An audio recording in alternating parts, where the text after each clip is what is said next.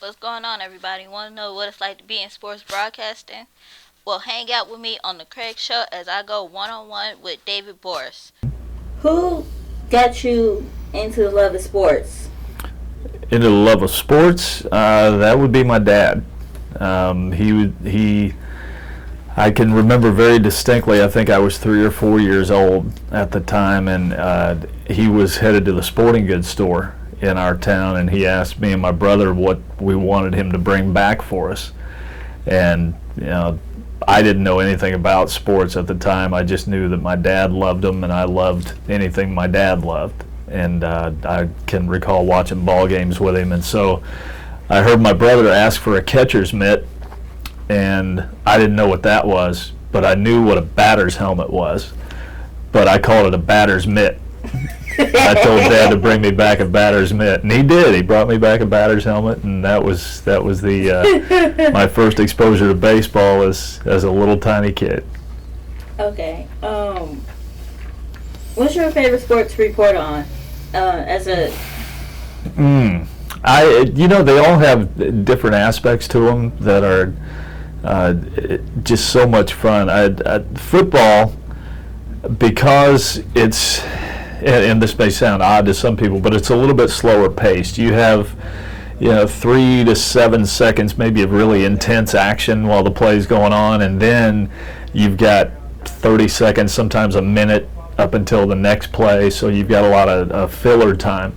Basketball, on the other hand, is pretty fast-paced. They're moving back and forth up and down the court the entire time.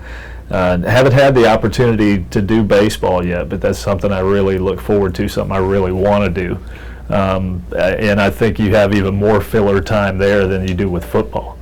So each one is unique in its own right. I don't know if I could pick a favorite, honestly. I love them all. Okay. Okay, and basically, who basically got you into sports broadcasting? Well, I grew up playing whatever sport was in season, and my family, I was very blessed. We had season tickets to the Cincinnati Reds games from 1976 up to about 2003. So some of my earliest memories revolve around Marty Brennaman and Joe Nuxall.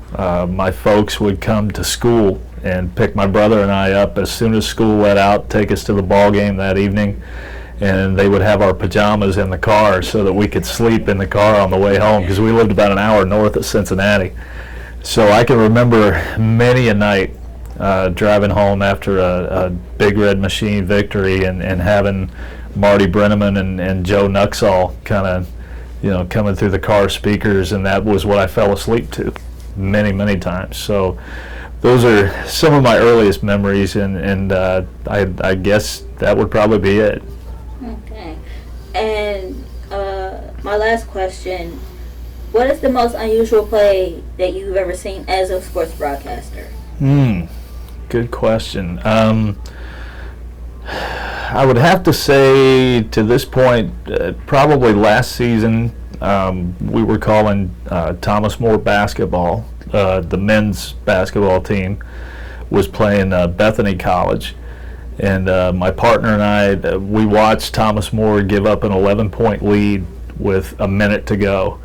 Bethany came back and forced overtime, and at the end of that first overtime period, both teams started trading three-pointers. One would go up by 3, and the other would come down and match them. And at one point in that sequence, Bethany came down and hit 2 3-point shots that really had no business going in whatsoever. I think one time the guy split 2 defenders and threw it up off balance, and it went in off the glass. And it was just one of the craziest sequences I had ever seen.